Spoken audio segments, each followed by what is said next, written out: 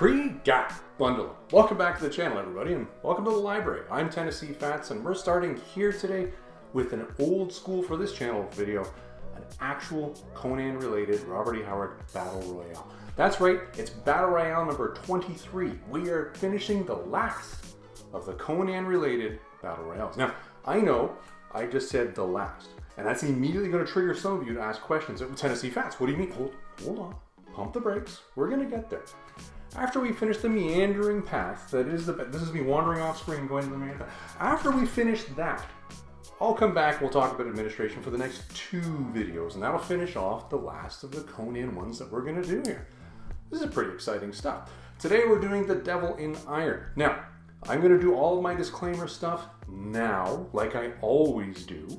If you don't want to know what happens in the Devil in Iron, don't watch this video. It's that simple. What we do here is we're going to do segment 1, which is me sitting at the desk, and we're going to walk through the Robert E. Howard story of the Devil in Iron. Segment 2, we're going to take a look at Marvel's take on this, which was from Savage Sword of Conan. I believe it's number 15. Now, I read this in the giant hardcover omnibus, but we're actually going to go through the magazine because there's less glare off the page. The last thing we're going to do in segment 3, though, is we're going to look at the Dark Horse version of this one, which came out over several issues. And we'll talk about that when we get into segment 3. Finally, we're going to come back and say, well, which one of these is closer? All right, without any further ado, let's get into the book.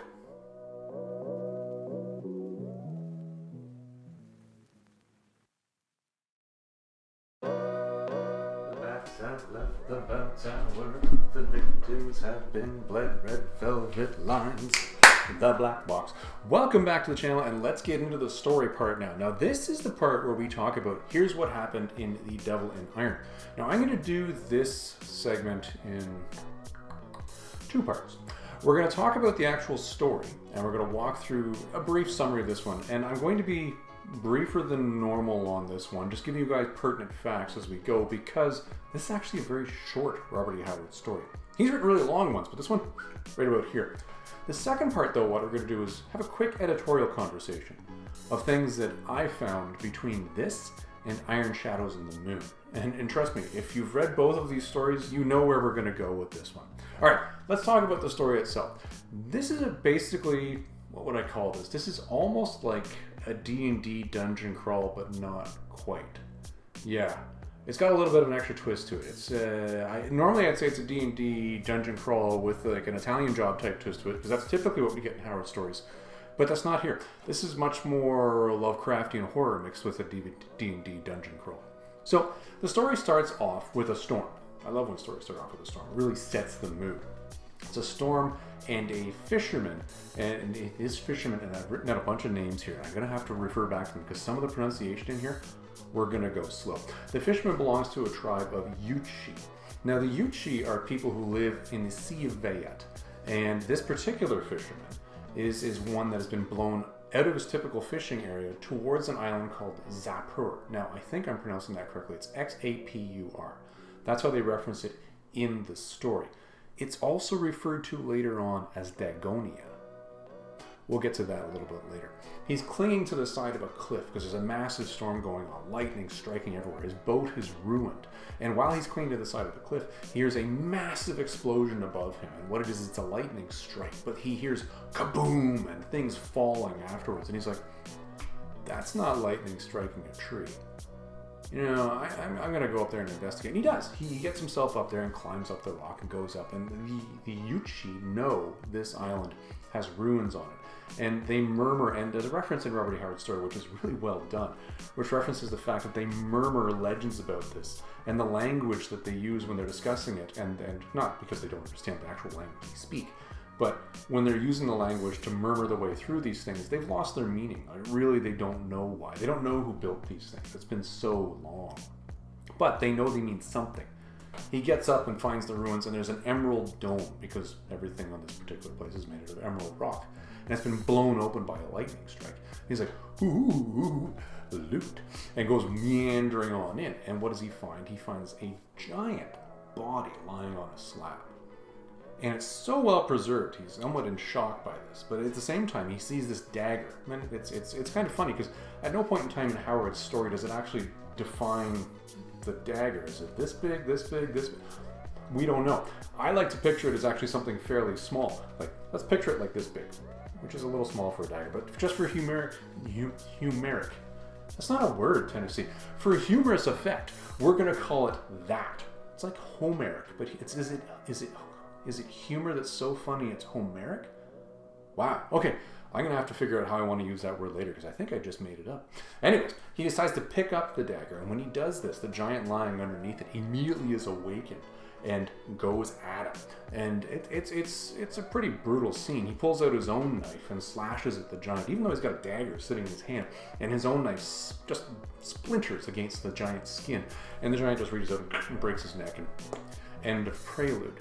We then cut scene to a more civilized setting, civilized by Hyborian age standards, where we're in the village of, now I have to pick up this piece of paper to read this, oh my god, Khawarizm. The Lord of Khawarizm. Yes, we're in a royal area here where we've got Jahangir Aga. I'm just going to call him Jahangir from now on. Who's the Lord of Khawarizm, which is a city in Turan. Now, Turan is easy enough to know. We know that. It's on the side of the Sea of Bayet. And he's reading a letter from his own king. And his king is saying, listen, if you can't figure out this Cossack mess, then you're quickly going to find yourself out of a job, and they're going to have a new lord over there. And he's like, And he's talking to his buddy, Ghaznavi. These names. Okay. He's talking to his buddy Ghaznavi, and Ghaznavi's saying to him, listen, the only problem that you got with these Cossacks is the fact that they've got this new leader, Conan, who's a bit of a barbarian. Like, it's easy enough to fight people who are, they've gone a little barbaric after being civilized. But this guy's full-blown barbarian. We have no way to counter that. We don't know what he does. But I got the in. The last time we were sitting around chatting and drinking, I noticed he really likes to get absolutely blotto, and he really likes chicks. And literally, I'm using that term here because that seems to be the tone that goes with this story. Because you got to understand the scheme they come up with here. The scheme is this. They say, okay, here's the plan. He's going to parlay, and we're going to be exchanging troops later. And when we parlay and we're exchanging troops, what you're going to do is you're going to have your new slave Octavia over there. She's going to be all nicey nice with Conan, so Conan gets somewhat taken aback and smitten by her, hopefully while he's drunk. Then what you're going to do is we're going to bring her back here. But you then send a message to Conan under a flag of truce saying, hey, you stole her under a flag of truce. That's not cool. Then at the same time, you get a Yuchi fisherman to go, and you paid Yuchi fisherman to go to the Cossacks and say, hey, Conan, you know that Octavia person? She's on that island of Zapur. And Conan will then go to get her. He will go alone because who takes an entire cohort of men? They're just going to try to, shtup. Not very many people. So when he's alone, what we do is we then hunt him down like a tiger that's caged because he won't have anywhere to go because he's stuck on the island. And, we'll take hundreds of men if necessary. We'll get the job done. And Jahangir, there you go, says to himself, this is a good plan. I like this. Cut scene. Now, the entire parlaying and everything like that, Howard left it out of the story. He said, no, not important enough to the actual dialogue and the tone we're setting. Leave it out. Octavia is now escaping. She's escaping. The dialogue is such that she's been given to a different Turan lord. And this Turan lord, now I wrote this guy's name down. Hold on. Where are we? Here we go. Jalal Khan. There you go. Now, I have said this specifically because this becomes particularly important later. I'm going to put that down over there. I'm saving that little. See, I've got these things in Post-it notes here. We're going to put that down right there. So here's the deal. Jalal Khan has been particularly cruel to her. And she's like, no, I'm escaping from this. So she does. She escapes, finds a horse, rides off, and finds herself in the marshes, which just happen to be directly across from the island of Zapur, where the prelude that we read earlier happened. Ooh, okay. Swims across, because she's, I guess, an Olympic swimmer. She's an Armenian noble, so I'm guessing that she probably had some sort of swim skill when she was a kid. Swims over the island, and as she gets to the island, she finds a set of stairs that go up. Now, this set of stairs is important because everybody uses this same set of stairs. There's only one set of stairs up the cliffs on the side of this island. This is why they thought Conan would be trapped there. So they control the stairs, you control the island. So she sees this, but at the same time she's just about to go up, she hears oarlocks. And she looks back. She looks back at the marshes she just swam over from. Now, how she saw this, I don't know. In the dark, really good vision back in the Hyborian Age, looks back and sees this bulk moving across the marshes, and she thinks, I wonder if that's my pursuers coming together. I don't care, because I'm going up here, because even if this is a pirate stronghold, I'm better off with them than I am with that Jalal Khan guy. That's not happening. Climbs up there, and as she wanders into the bush, which is described as very thick, within seconds she finds herself captured in giant arms and carried off. End scene. Cut scene back now. Conan is rowing. I'm guessing that Howard meant that what we heard here was Conan's oarlocks as he's rowing his way to the island, because he's fought them. He picked up the bait. He's not just nibbled on it, he's bit full in. That hook is set. He's over there, climbing up the stairs. He remembers, I was here about a month ago hanging out with some pirates. Yeah, good times. There's some ruins up here. Let's go check out the ruins. And it goes wandering up, and this is where, unfortunately, the beginning of the freakouts start. And this is a particularly important Robert E. Howard Conan growth moment. So we're going to take a moment here. Here's what happened. Picture the scene. Conan meandering on up these stairs was here a month ago. There was ruins. He was talking to pirates. Very dense forest. Wanders along, heading into where he thinks the ruins are going to be. And as he gets there, giant, completely reformed wall. This kind of breaks his brain, because this should not be. How did this get built in a month? I live here in the area. How did I not notice that? Kind of a freak out moment. It's funny because in this moment, you actually see the superstitious nature of Conan going full kick in, because what it does is it causes his brain to go, I'm out of here. I am out. Now what we're going to do here, we're going to cut scene.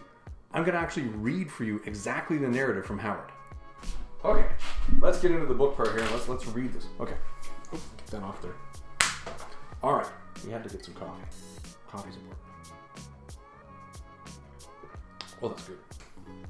All right, now time for a reading from the book of Howard. All right, so this is probably going to be the dullest part for most people who need a lot of action and adventure, because it's just me reading out of a book on the screen. We'll get through it together. Remember, I'm doing this for effect. You gotta understand the growth here for Conan and really the complete mind freak he goes through. It's quite something. This is why I want to use Howard's words. Okay. Ahead of him among the trees rose something that reason told him was not possible. It was a great dark green wall with towers rearing beyond the battlements. Now this is the sentence that really, okay. Conan stood paralyzed in the disruption of the faculties which demoralizes anyone who is confronted by an impossible negation of sanity. Holy crap, that's a sentence. Okay. He doubted neither his sight nor his reason, but something was monstrously out of joint. Less than a month ago, only broken ruins had showed among the trees.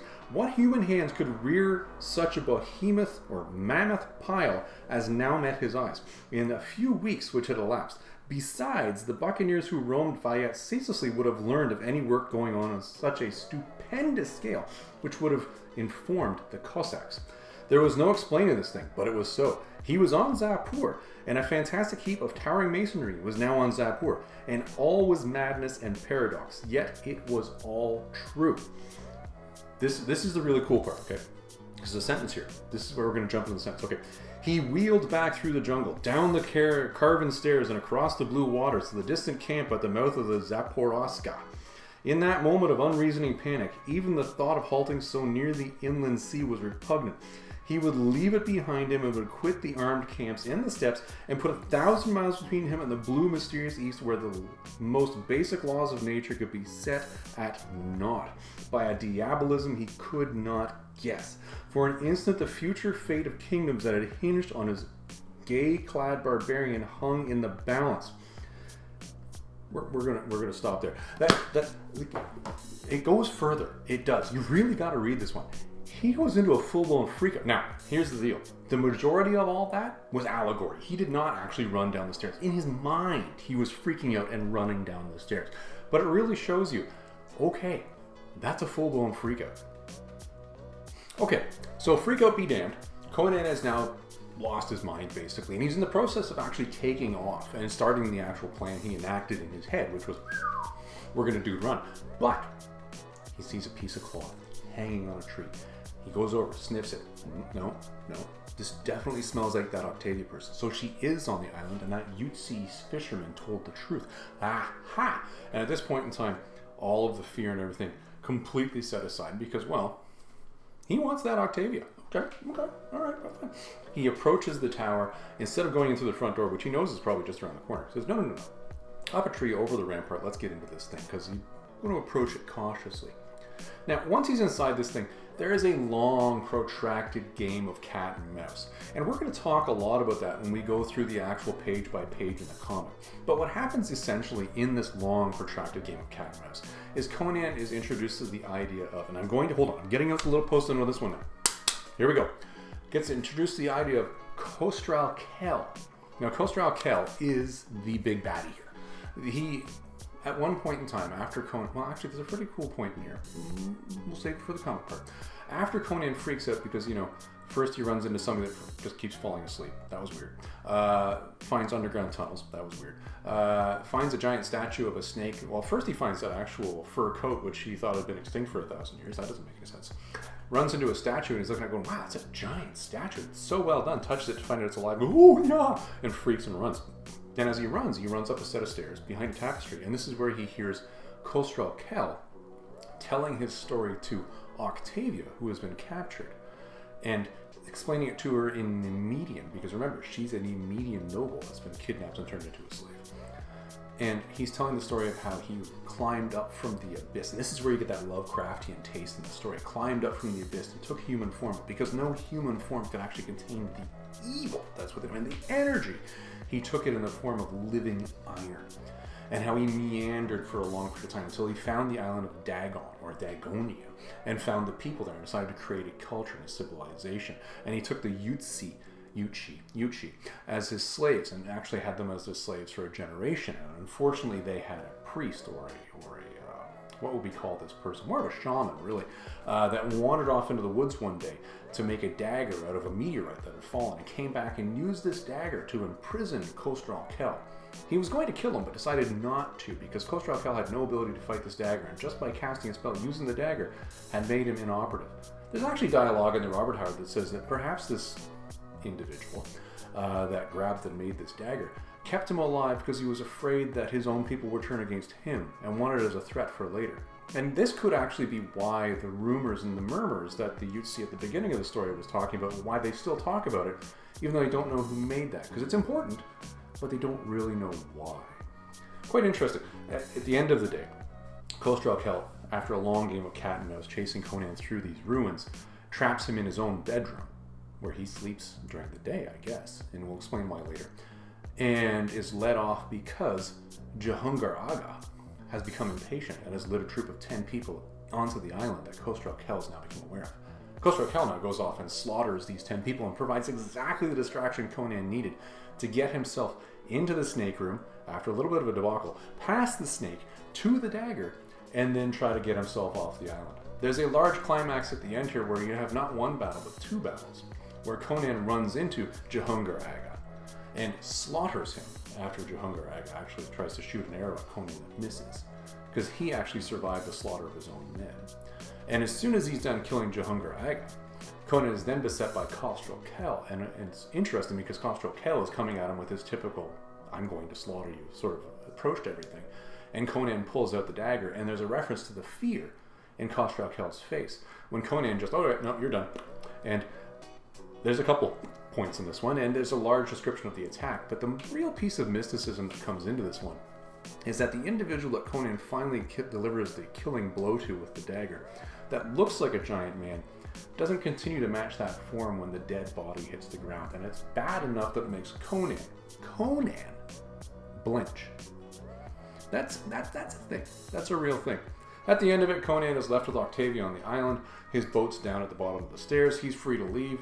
And he says to Octavia, okay, well, you're mine now. And she's like, no. I only flirted with you back there because I had to. Do you think I'd seriously flirt with a barbarian? And he's like, no. Let's just kiss. And then they kiss. Not so much because she was happy about the whole idea, but she apparently was by the end of this whole thing. Because as we know, Conan is the Rico Suave of the Hyborian Age. And everybody's happy. End of story.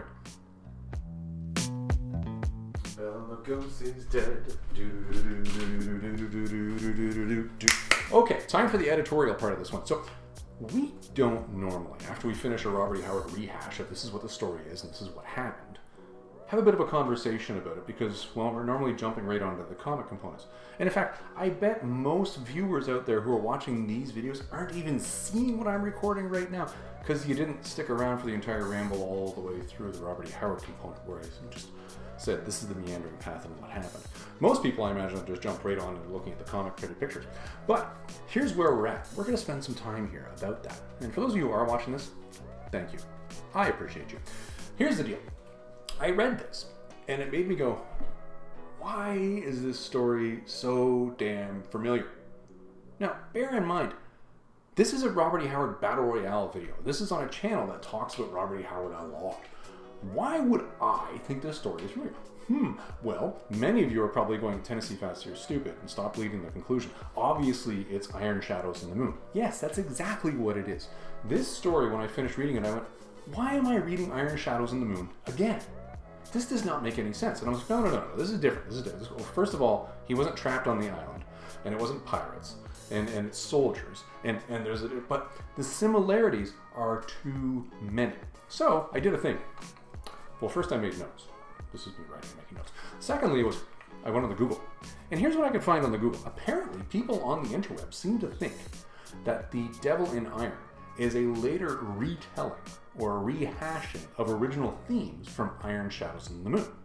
Now, I can honestly understand why they would think that, and there's a lot of similarities here. And part of me actually wondered if this wasn't a later rehashing, but it was actually a continuation in the same universe and same world, but just with slightly different characters as we go.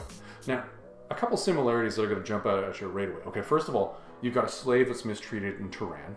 Yeah, you had that with Octavia in this story, but you had that with Olivia in the Iron Shadows in the Moon, because the whole story starts with her escaping and that particular thing, and she was in a marsh full of reeds, which is exactly what Octavia was wading through when she was swimming away. That's a thing, okay? So that's a big one. Number two, it happens on an island in the Sea of Vayet.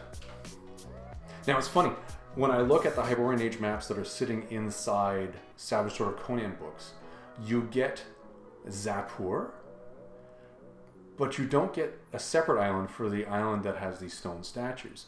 Now it's funny because on the map behind me, I have Zapur, and I also have the island of stone statues. So some people view these as two things that exist contemporaneously, thinking that Conan had the same adventure twice. And they are very similar.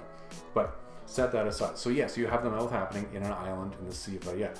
The fact that you're fighting off basically a noble person or a lord that works for Tehran, that's a thing. What else have we got here? You've got an ancient evil that seems to be in a stone body that also just happens to tear apart troops. In the first story, in this one, the Devil in Iron, you have him tearing apart 10 soldiers that were taken on the island by, Jehungir Aga.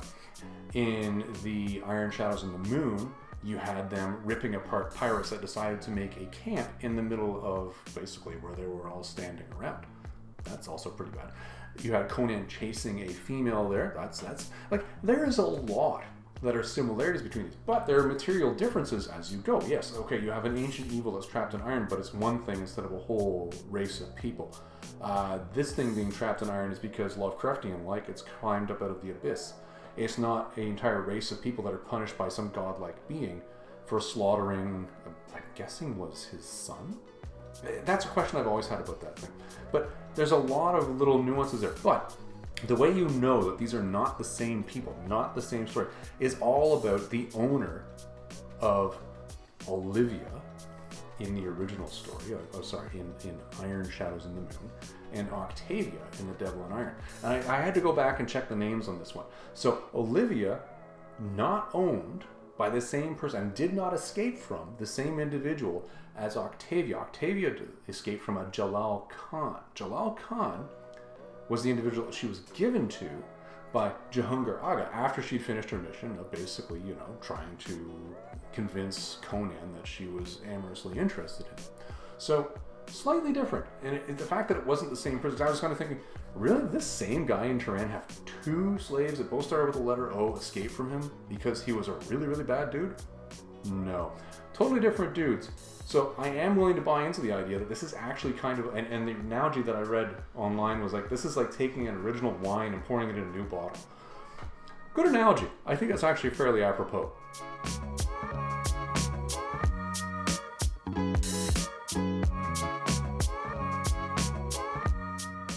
Okay, let's get into the Savage Sword piece of this one. We've already done the Robert E. Howard walkthrough, so now it's time to actually go into one of the comic adaptations. And we're going to start off with this. Savage Sword of Conan number 15 from all the way back in October of I believe it's 76 on this one. And this is an adaptation by Roy Thomas with art by John Buscema. So you know they're bringing their A game to this thing right off the bat. Now Roy Thomas, I'm going to say this right off the bat, we've had a really good track record with him and his adaptations of Robert E. Howard stories to date. There have been a couple where we've looked at it and gone, the Marvel method got in the way of that. But otherwise, he knows his stuff. So I'm not really going to probably have too much of an issue with this. At least that's my expectation. But before we do, check out the Mike Zeck frontispiece. Yeah. These things just don't translate well to Omnis. Anyway, the story starts off with our Yuchi fisherman. Again, he's lost in the storm, he's been blown off course, and he crashes against the cliffs of the island of Zapur. And he's contemplating as he's doing this, gee, I remember stories about this place, and he's thinking, I'm holding on for dear life, and I gotta climb up. And he hears the lightning blast above and a kaboom, and he wants to investigate. Same as we saw in the Robert E. Howard story. When he gets up to the top and the storm is over, he sees that, in fact, there is the ruins, and there's the dome, and it's now blown open. And he goes in. This is a neat choice that they made here, and I do support this. I guess they were trying to transition and transfer age into the visual image. And the way they did that was by drawing all these spider webs over the body. What's funny is when I saw this initially, I thought this was supposed to be a blanket or something hanging over it. And I was like, a blanket? Really? There wasn't a blanket in the original description. But no, I think this is actually spider webs and cobwebs. And he sees that dagger and says, I want it. I like the actual depiction of the dagger. It's small. That does fit for me. And unfortunately, he picks up that dagger, the eyes flicker open, the body stands up, reaches out, and here you see the first indication that he's made out of steel because his body breaks the actual steel dagger, the fisherman's own dagger that he uses to defend himself, which is unfortunate. If he hadn't dropped that one, he could have used that, and the whole story never would have happened. Anyways, he gets his neck broken, end of prelude. And then we get into where we did that transition earlier when we were talking about the Robert E. Howard version. Let's enter into Hyborian civilization. And again, we have the Lord of Khazwarism, Jahungir Aga, sitting here having his conversation because he's reading a letter from the king saying, if you don't solve this Kozak problem, or Kozakai problem, by God, I'm going to get myself a new lord.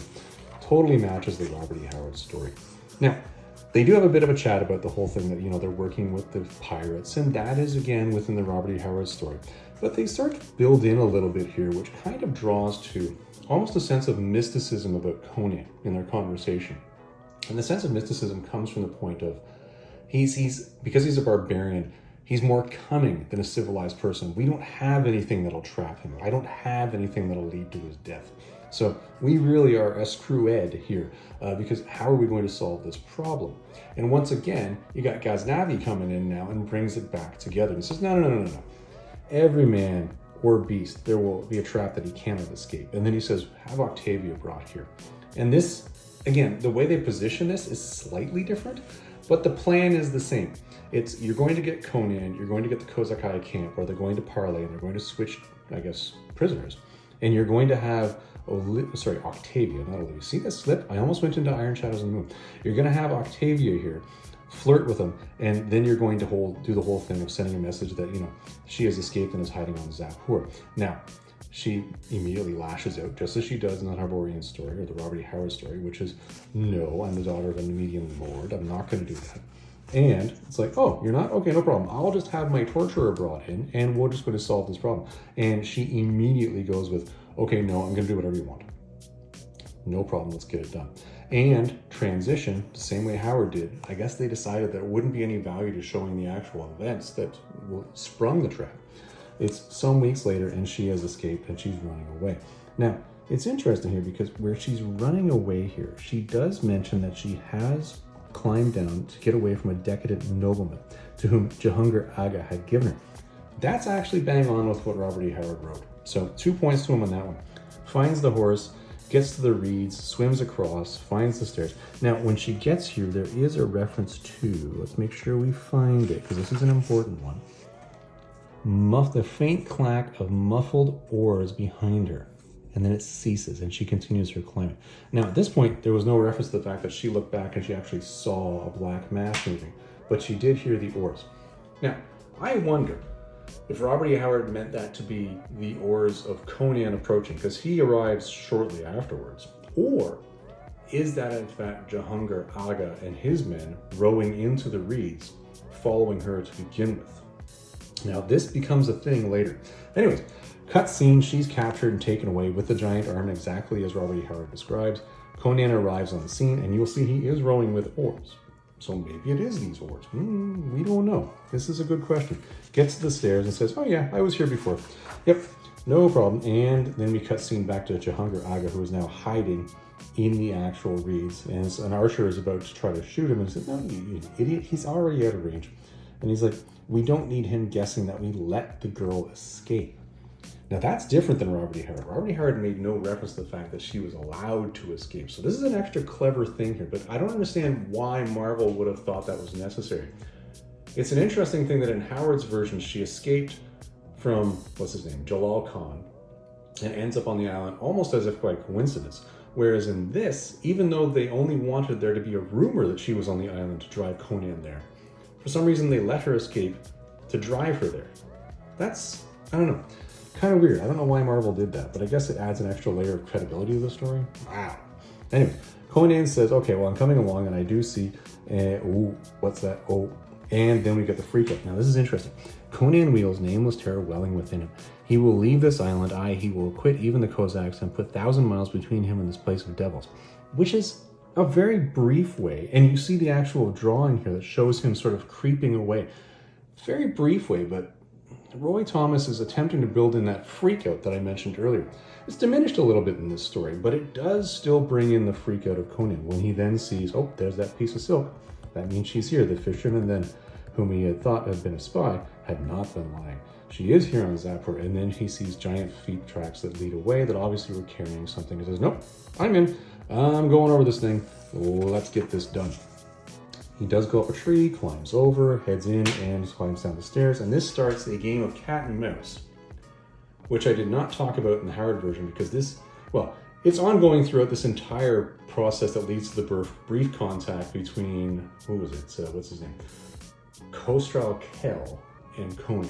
Because Khosrau Khel is in fact chasing Conan through the whole thing the entire time.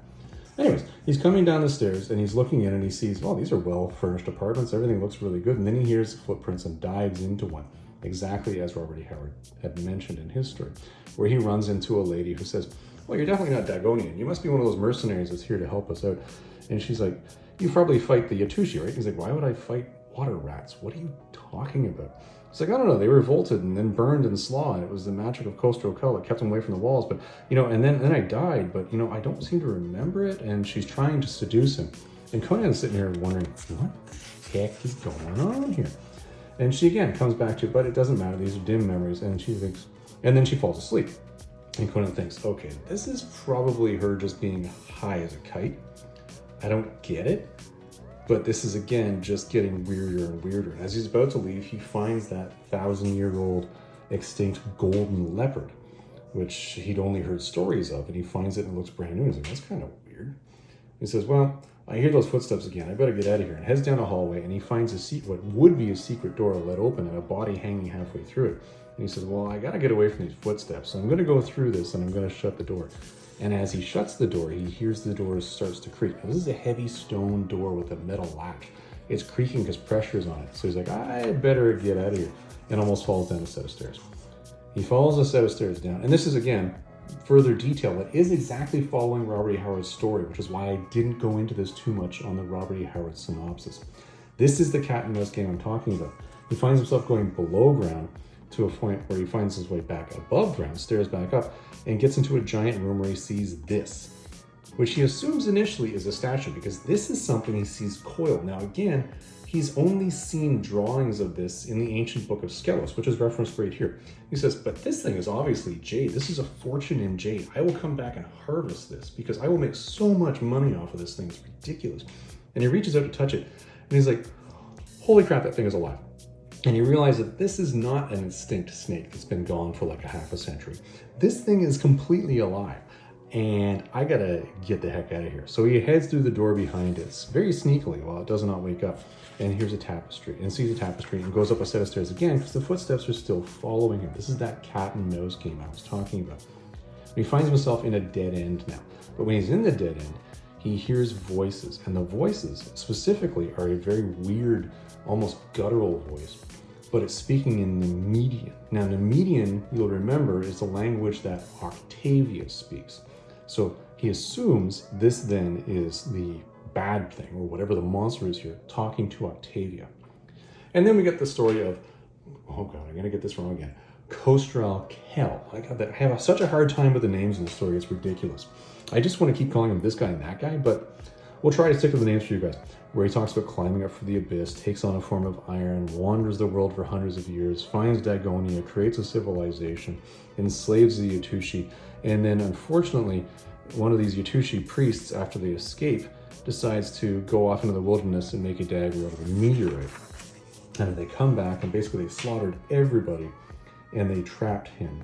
And this is, what happened. And now, because he's back to life, because of the lightning strike, he brought back his world from the dust. And because all of his servants and his people have been dead, they now live like they would have when they were alive at night, but sleep during the day. And then, of course, there's a cut scene here where we go back to now. Let's talk about the other guys in the story. Now we go back to our Lord of, oh my god, I'm gonna get this name right. Kazwarism. There you go. Oh my goodness, these names. Jahungar Aga. Okay, let's just go with that. He's there with his 10 guys. They see Conan's boats and they're heading up because they're like, listen, we've been waiting for an hour or so. Let's get in there and get this guy. And they head up and he sees the ruins now. He's like, wait a minute, these ruins aren't supposed to be this. They're supposed to be ruins. The pirates have rebuilt the ruins. He goes, okay, forget this. This was us trying to kill Conan. We have a bigger problem now. We need to go investigate this, because if somebody's building something that big, this close to our territory, we got a problem. Cutscene back to Conan. Conan hears the footsteps coming towards him from the very stairs that he went up, and in comes Costrel-Kel, this giant form, and he knows this is the god of Dagonia. This is the guy who was just talking.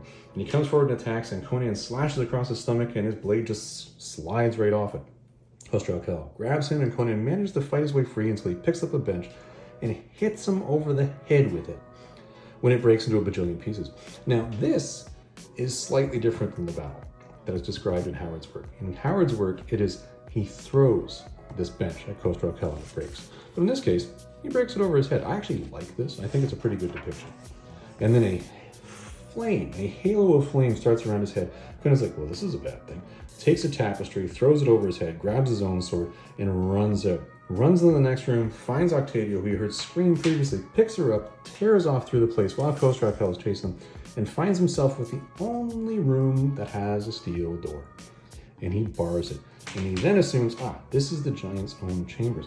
Now, what's interesting here is there's a reference here where they start talking about the fact that he has a steel door on his door, because that's to protect him from the very creatures he conjures out of the depths to basically keep his people in check. Kind of weird. Conan's well aware he can't fight this thing. He's like, this is going to be a bad scenario. And she's like, oh my goodness, he's going to do these things to me. He told me about this before I screamed. You didn't hear it. And Conan's like, listen, I can't stop him. What I'm probably going to do for you is he's going to get in here and you're just going to take off and I'm going to slow him down as best I can. Just get down the stairs, get to my boat, GTFO. Pretty cool of Conan to do that. And that's pretty much what Howard had said he's going to do. The door is about to buckle, and then suddenly the beating of wings and a muttered voice, and then it stops. Conan says, well, this isn't right. And looks outside to find that he's gone. He's like, okay, we only have one way out of this. I gotta go with this stupid dagger. It's in the dome. I'm gonna go through this door. Conan knows he's going into the snake room. And he's like, okay, listen, if you hear anything, you hear me cry out, you just run. Run like the devil's at your heels, because he probably will be, but don't come in here until I say so. Conan goes in because he's pretty terrified of that giant snake, and is sneaking past it, is about to open the door where he knows the dagger is in, and she comes tearing in yelling, oh my god, don't leave me alone, and the snake wakes up and goes to attack. Now this, pretty good battle. It does capture Conan. It captures Conan by the one arm to show that he can't actually move, and Conan, this is pretty much matching what Howard had written. Conan does stand up and bears most of the weight of that snake just in standing up to get his arm to have enough leverage where he can swing. But then something weird happens. He cuts the snake right down half through its head. That's not what happens in the Robert E. Howard story. Robert E. Howard clearly shows him, or describes him, cutting right through the vertebrae and leaving two distinct coiling snakes thrashing around on the floor. Conan then yells at her and says, "Next time I tell you to stay, you stay." But at this point in time, they start to hear all sorts of noise outside. The noise outside, just in case you're curious, is in fact Jehungir Agha's men getting ripped apart by Khosrow Khel, because that's why he left the door in the first place. He runs into where exactly he knew where the knife would be and says, "We're going to get out of here. We heard that terrible noise at the western wall, so we're going to go down the opposite wall, and we aren't going anywhere near it. This tapestry rope should do the job for us." And they head up, climb over, he lowers her down, climbs down himself, and they leave. Then we cut back to Jehungir Agha. Jehungir Agha is remembering Khosrow Khel coming out of the actual area that he was investigating, slaughtering his men, and he ran off. His own men were down on the shoreline in this particular story, and they saw Khosrow Khel up at the top, screaming and throwing his arms around, covered in the gore of their peers, and they ride off. I don't remember that in the Howard story. It's very strange. Khosrow Khel is now thinking to himself, okay, well, I guess I can go take Conan's boat, and then I can get out of here. But then suddenly, Conan runs into him. "So, Jehungir Agha, it's just you and me now." And he turns around and he's like, "Oh my goodness." And of course, he knew Conan was there, but he kind of forgot during that whole thing with, the giant ripping apart his men.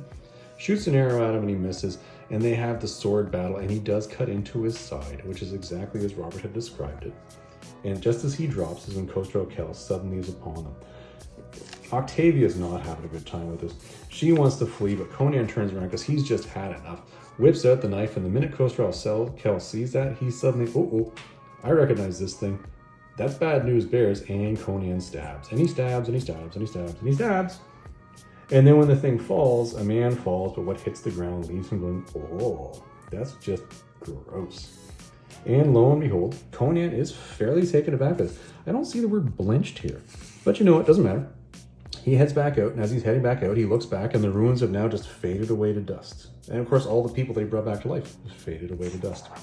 He comes back, sees Octavia. Octavia says, no. I only flirted with you because I was told to. He kisses her, smoochy, and everything's fine, and end of story. I gotta tell you, as far as, an adaptation goes, this was pretty good. The oar thing, again, I'm kind of wondering if that was supposed to be Jehungir Agha's men rowing into position as they were following her because they let her escape in the Marvel adaptation, or if that was in fact Conan already rowing his way there, because we did see him using oars and not paddling something. The reference in here to them letting her escape, I don't understand why that had to be a necessity. That to me seems strange, but I'll buy it. The snake battle, a little bit off, just a little. But the rest of this, even down to the detail of including, that golden leopard skin that was there that was 1,000 years old, that was pretty good. All right, let's get into the Dark Horse adaptation of this.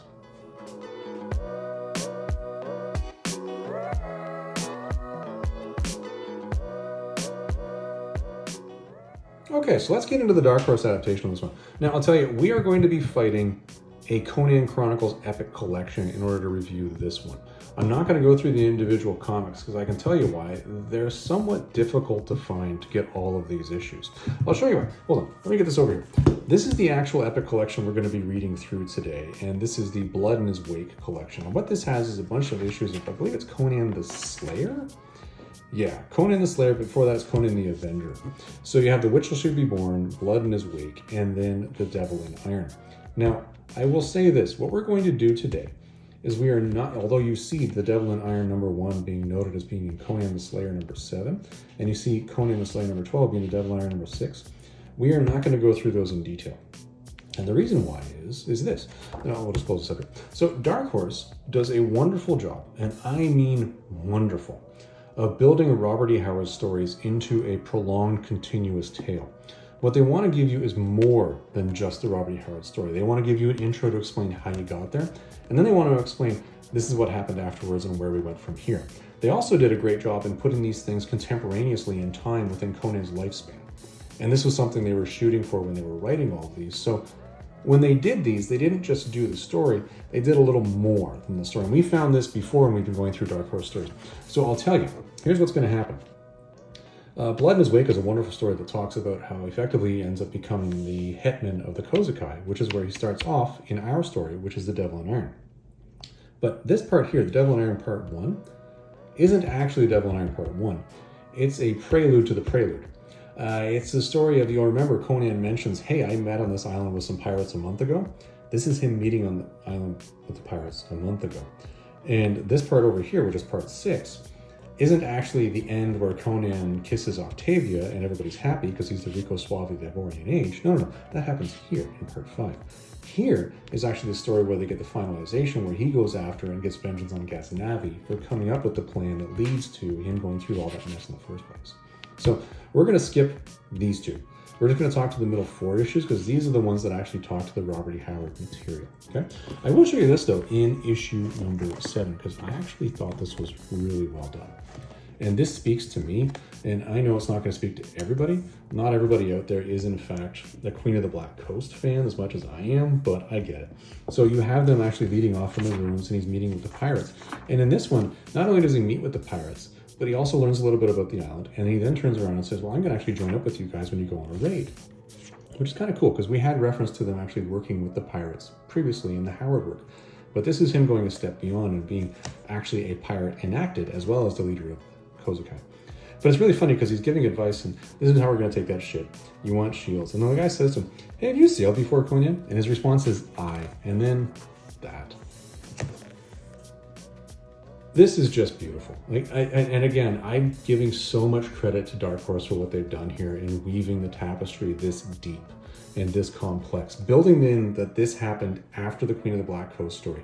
And Conan's only response is just aye, because he can't talk about it more. Oh, just mind-blowingly cool. Anyways, there's a giant gorilla in this one, and all sorts of reflection points. It doesn't matter. You want to read it on your own. Okay, here we go. Into part 8, which is actually, issue 8, which is actually part 1, which says part 2 here. Okay, you got your Yutushi climbing up the cliff. Now again, on this we are going to go somewhat faster through the story because you've already gone through the story in detail in the Marvel adaptation, and I've given you all the precursor information in the discussion of the story. So we're going to be flipping through pages fairly quickly here, just to outline differences as we go. So he has been crashed on the side of the cliff. He's climbing up the side because he heard the kaboom. He's obviously very interested in what's going on here, but he sees the dome is open. He's like, oh, well, I want to know what's inside there. Let's get in there and see what's going on. And he sees the body with a dagger on it. Says, that dagger is so much cooler than my dagger. I totally want that dagger. And he takes the dagger, at which point in time, Khosrow-Khel wakes up. And there's grabbing, there's some stabbing, his knife breaks, which is a shame, because if he just held on to that one, could have probably got the job done. Story never would have happened. And snap of the neck, end of the prelude. And we then go to, oh my goodness, whatever, the Aga, all right? I'm tired of trying to pronounce and mispronounce this guy's name. And again, he's saying, well, we got a bit of a problem here.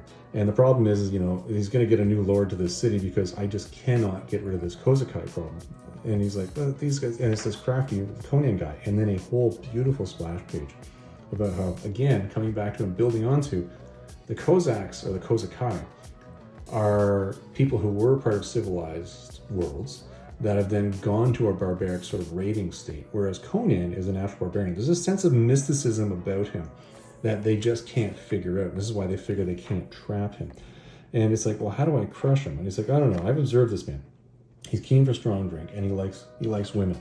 So since he's already run into an Octavia in the past, when we get together and we talk about this, we're going to create the trap. And the trap is described very similar to what was already done there. But it's done slightly different here in that, again, Octavia does say, no, I'm not interested in this, and I'm not going to go down this road. And she goes, okay, well, we're just going to have you taken off and tortured. And they don't stop the torture. He actually does proceed with the torture.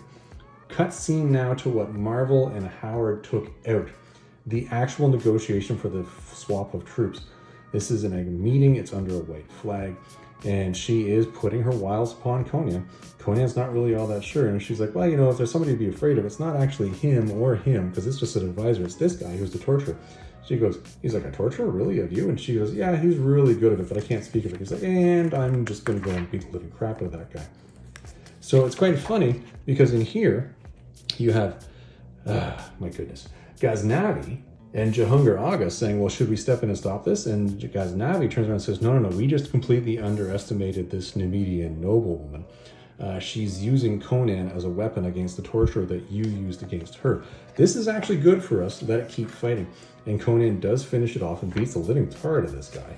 And then, of course, off he goes, because he's still left alive. He's carried off at the truce, and she, sensing, okay, I'm in danger now, leaves something with Conan a little extra just to make sure that he is interested in her after the fact. All right, cut scene. She has escaped. Now, she has not escaped from Jalal Khan. She has escaped from Jahangir Aga. And the reason why she escaped is because she's absolutely terrified of the punishment that's going to be coming for what she did to the torturer. And she's like, I'm not sitting around. I'd rather be dead than back with Jahangir Aga. So she swims over, finds her way up to the cliffs, and does see the stairs, and she sees, and she looks back, and she hears the oars, and she thinks, I wonder if this is my pursuers. Well, I'm still going up here. And this is an interesting thing. We start to see the introduction of drums, and she wanders through, and she finds herself very much isolated, very much away from the shore, and thinking she can hide, but the drums occur, and suddenly oh my goodness, Khosrau Khel comes out and grabs her, and off they go. She is now captured. Conan now arrives, and he's using a paddle, not oars. So I guess we're supposed to take that the oars were, in fact, Jahangir Aga. And he finds himself up on the cliffs, heads his way on up. He senses something behind him, because you see him looking behind him. Something ain't right over there, but whatever, I'm still going to go up. And they hold back this and says, nope. You are not doing this. We will go up there when it's necessary. Don't spoil it for us now. And into the next issue. Conan is remembering her and thinking to himself, oh, this is going to be awesome. This girl is here. That Yatushi says. And I was here a month ago with the pirates. I know she's here. This is great. And oh crap. And Dark Horse also does a really good job of describing the freak out. And so he would leave it behind. Here you go. He wheeled to race back through the jungle, down the carven stairs and across the blue waters to a distant camp. He would leave it all behind. And again, they talk to the whole point of, in an instant, the kingdoms that he's going to yield in the future hang in the balance. And then he sees the cloth. Nope, she is here. The fisherman spoke the truth. He sees the foot tracks, and he does follow along and climbs into the castle the same way. I like this depiction of the actual fortification, because Howard did describe the fortification as going outward like wheels on a spoke from the central dome. And they've done a really good job here of doing that. But in here we go a little bit different. Conan makes his way all the way down the stairs, and at no point in time do we have the cat and mouse game happening. He just seems to be exploring on his own.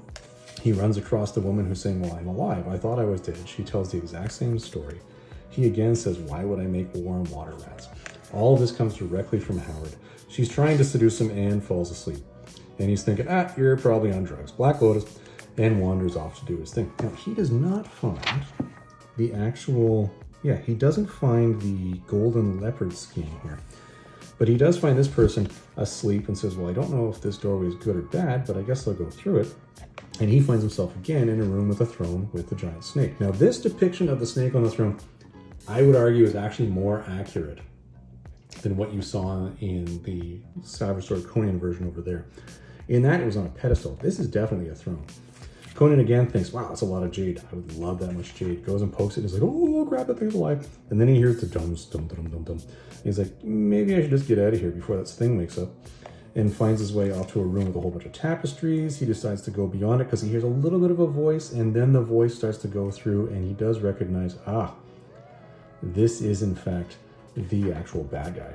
And he hears the story about how Khosrau Khel comes up from the abyss and takes on the body and travels and sets up a civilization, and how he ends up using his own people for sacrifices, as well as the Yatushi, which he had captured. And then how a Yatushi priest ends up wandering into the wilderness to make a knife out of a meteorite, and comes back, and they wage war, and unfortunately his magics don't work for anybody yielding this dagger, and how he's captured for a time while his own people are slaughtered by the Yatushi. And how the lightning strike brought this person, and then suddenly they woke up, and then a woman screams, and he recognizes Khosrau Khel is now upon him. And Octavia is with him, not in a separate room. She screams, Conan, look out. Conan dives, breaks his sword. That's not a good thing. That didn't happen. But it's pretty close. I mean, he was breaking his chest as opposed to his stomach, which is what Howard wrote. And then he's captured around the throat. We go into the next one where Jahangir Aga is now getting impatient. And he says, no. His Kozakai could be coming after him, so I'm going to take 10 people. You wait here. I'm going in. He sees the ruins, and just as we saw earlier, okay, we came here to kill Conan, but clearly this is the pirates. We need to find out what's going on. We are now on a mission to find out things for our king. Back to Conan, who is now trapped, and he does manage to fight his way free with his brute strength from the fingers and gets down.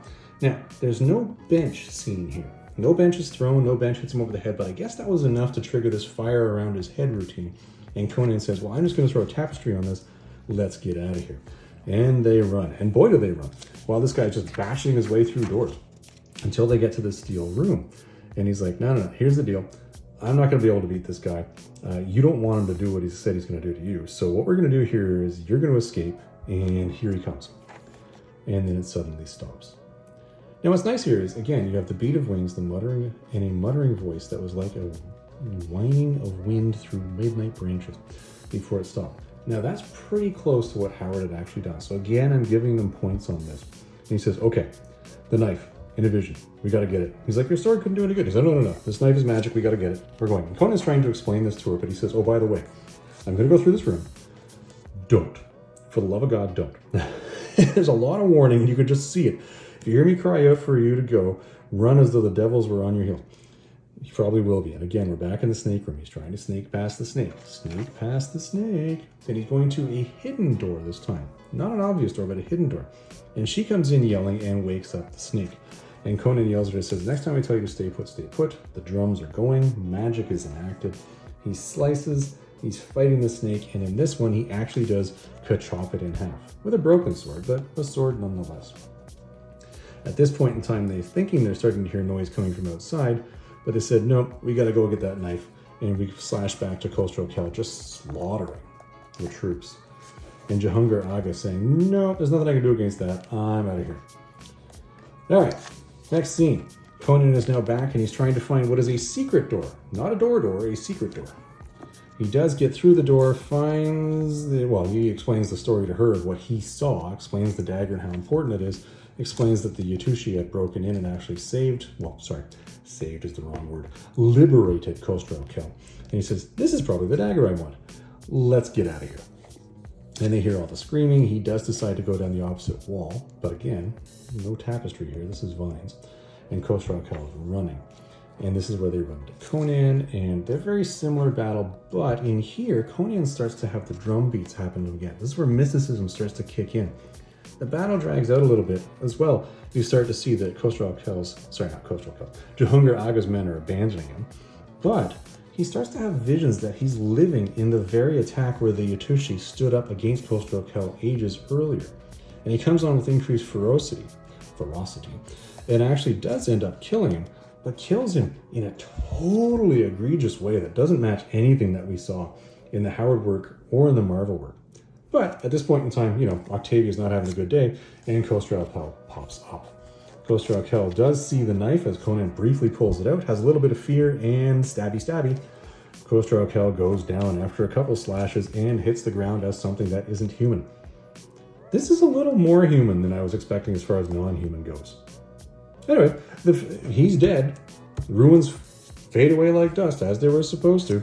Goes back to Octavia. Octavia says, no. I am not interested in you. I only did that because I had to. And whatever, give me a kiss, and everything's fine. And end of story. Now, again, I will tell you this. If you are interested in finding out how Conan does end up turning around and taking out, Ghaznavi? It's a long thing where Ghaznavi ends up running into a group of pygmy cannibals. And Conan is actually captured by the group of pygmy cannibals with Octavia and is actually rescued by a ghoul that is following him everywhere he goes to feast on basically the carcasses he leaves behind. It's actually a pretty cool story, not the Robert E. Howard story that we expected, but a nice addition to the end there. And honestly, this ghoul is trouble. Like, I'm in trouble. I'm interested in learning more about how it actually takes out the ghoul now. Anyways, that's the Dark Horse version. A lot of differences in there. And I mean a lot. Fairly close, but still different. All right, let's get into the wrap-up.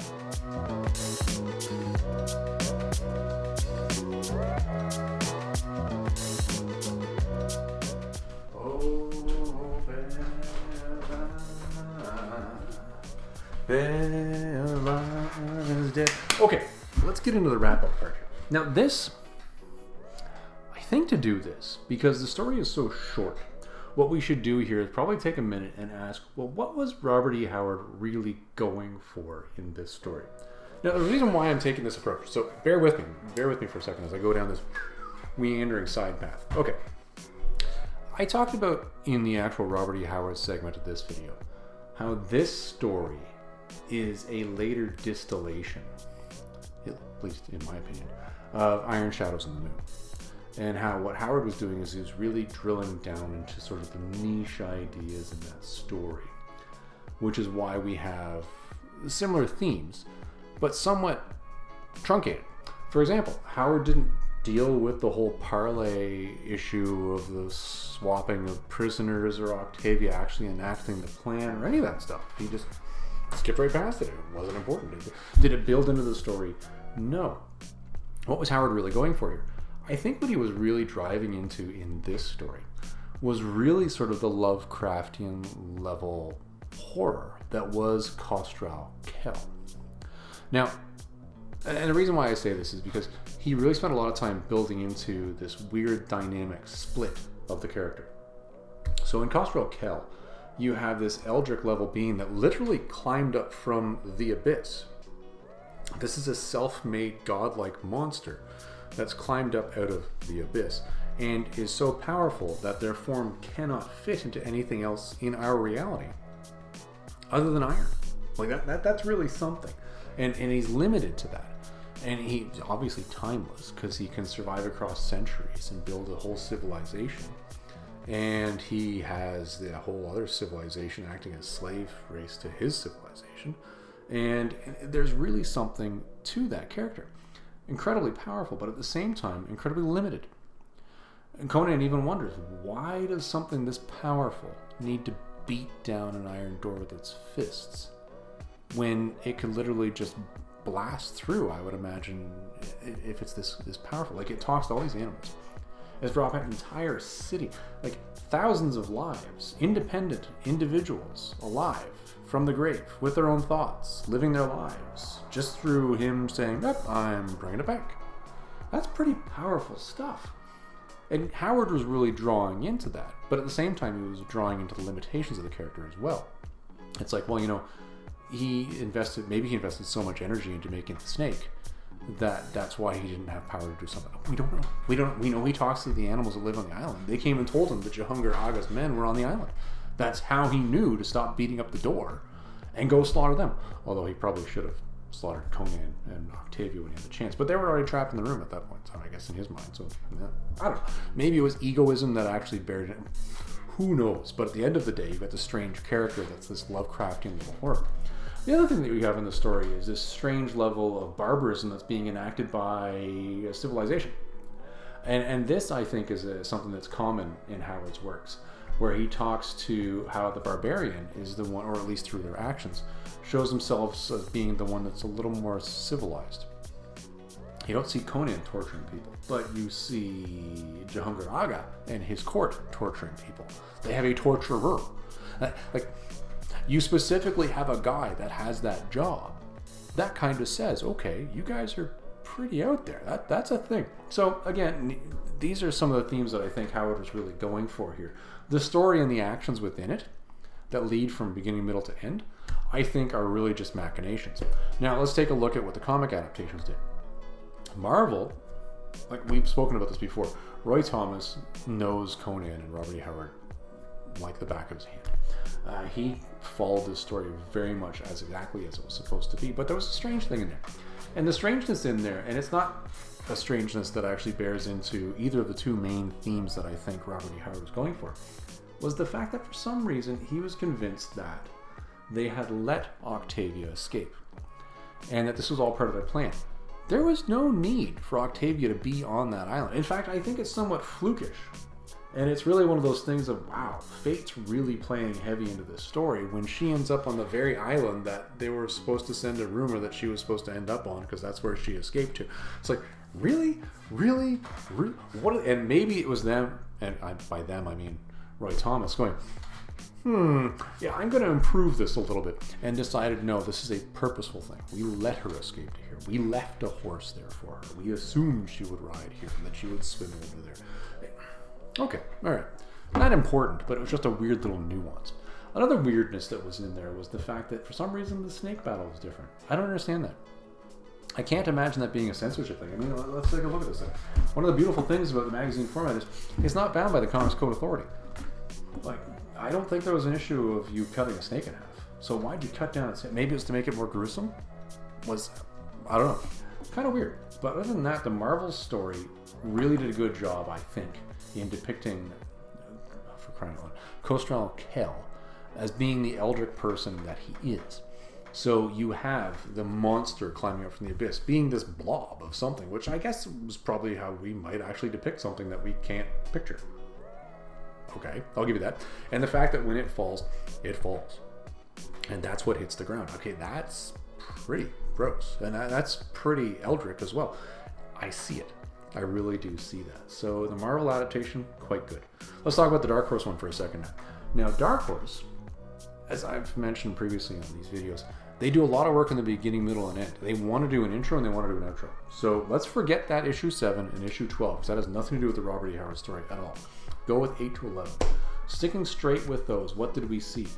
Pretty close. Now, they threw in the actual parlay, which Howard cut out. Did it add to the story? I think it did a little. It added at least a little bit of why Octavia was so terrified that she would escape, but that could also have been achieved just by following Howard's original plan of having her being gifted to Jalal Khan, who was phenomenally cruel, and she wanted to escape from that person. As it is, she'd escaped from Jahangir Aga because she was terrified of his wrath after what she'd done during the parlay. So, okay, again, a little bit different, a little odd there. Why did Octavia follow Khosrow Khel into the room after the story was told, instead of having Conan go out and grab her from another room where Khosrow Khel would have been telling her the story? Again, a smaller one, not huge. Did it impact the actual level of eldritch insanity that comes with Khosrow Khel? Not really. I think they did a fairly good job of depicting that. The depiction of him standing on the top of the cliff, scaring off the rest of Jahangir Aga's men by flailing around his bloody arms, I don't see why that was really important.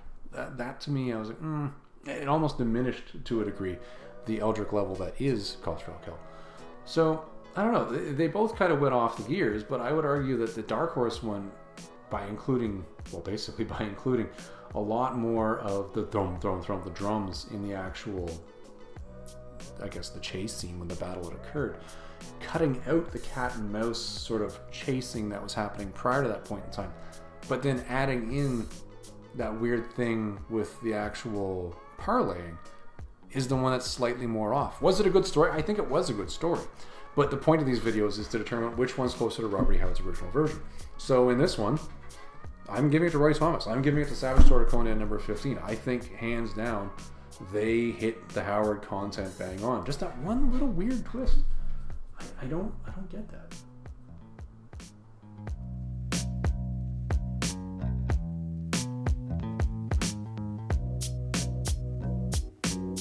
Alright, let's wrap this bad boy up, and while we're at it, we will circle the wagons back all the way back to the beginning of this very video and answer a burning question that is probably not burning in it. It's burning in my mind. It might not be burning in any of your minds, but I know we're going to talk to it. Okay, so here's the deal. This was a weird... I keep saying this is a weird one when we get to the end of these videos because they keep taking me off guard when I get to the conclusions, because I go through the conclusions fairly organic. I never find the winner to be the one that I actually expected it to be. And it keeps throwing me out. There have been few indications where I've gone through and I go, well, I didn't totally saw that coming. But many times through these, that hasn't been the case. I tell you, I had not read the Howard version of The Devil in Iron before. I'd read the Savage Sword of Conan version, but I'd never read Howard's original work. So when I sat down to read that, and then I reread the Savage Sword of Conan, and I thought, okay, well now I'm going to go read the Dark Horse version. Now Dark Horse made it in 6 issues, and I'm thinking, well, Dark Horse does a really good stuff. Like, we've seen a lot of really good stuff out of Dark Horse on this channel. And then going through, and then at the end of that, I had to go to Savage Sword. Great story done by Dark Horse. But again, the whole point of this is which one's closer to Robert E. Howard's original narrative. And back to Savage Sword it went. But at the beginning of this video, I referenced something. I said something in there where I said, this is probably going to trigger some of you and I need you to pump the brakes. So we're going to circle the wagons back right now. One of the things I said back then, I've said many things in this video. One of the things I said back then was this is the last Conan related Robert E. Howard Battle Royale we'll be doing on the channel. It is. And follow the logic here. Just walk with me down this winding path. Let's lock arms and meander through the garden together. Here's where I'm at. I sat down with these to actually do comic comparisons of the Conan stories that came out of this book. Now, this book is the collection of all of Conan's, well, Robert E. Howard's Conan stories that were published during his lifetime. That's where I stopped. That's why I said, this is what we want to do. Now, I know there have been many, many, many other Conan authors out there that have done wonderful work. There have been Conan authors that people have said have done terrible work. And we've actually reviewed some Conan books here on this very channel that were not done by Robert E. Howard that I thought were stunning, really good stuff. And I'm sure, and I know of at least a couple off the top of my head, where multiple comic adaptations have been done of those. And some of these were Howard works that were published after his death. Now, I'm not going down that road yet. We're stopping. And the reason why we're stopping is because we got two things to do next. Since I wanted to do what's the best comic adaptations of all of these stories, we have to stop here for a while. Or at least for a period of time to let this sink in. So, but Robert E. Howard Battle Royale number 24, there we got it, is going to be coming out. And that's going to be the last story, which is story 19, that only has one incumbent. I can only find one comic adaptation of that. So we're going to go through the Robert E. Howard story there. And then we're not going to go through the actual comic adaptation because de facto, it wins. There's only one. Way you go. Then we're going to get into 25. Now, 25 is the big one. That's where we're going to list every single story that's in that book. And then we're going to say, here's the comic adaptations that we read. And here's the winner for each video. That's going to be the reading list, which is what we set out for 4 years ago when we started these things, which is, I want to get my Robert E. Howard on. What's the best comic adaptation that's Robert E. Howard accurate for each of these for me to read? Which one's closest? Well, that's number 25. We're finally going to get there 4 years later. Clearly, I ramble way too much. Now, when we're done that, though, I'm going to get into something that I've been waiting to do for quite some time, which is actually do the Battle Royales for Kull. King Kull, as you guys have heard me reference on this channel repeatedly, is actually my preferred Robert E. Howard character. There's a lot of reasons why, but that is what I've been waiting to do for quite some time, and now I'm finally in a position where I can do that. So we're going to be picking those up. That's going to be next. Now, I'm sure some of you out there are going to say, Tennessee Fats, no, I want you to do these other ones as well. That's fine. Send me a message. I have no problem hearing you out. But bear in mind, I got to get all my Kull stuff done first. Everybody, that's our video for this week. I hope you enjoyed this one, and we'll see you in the next one.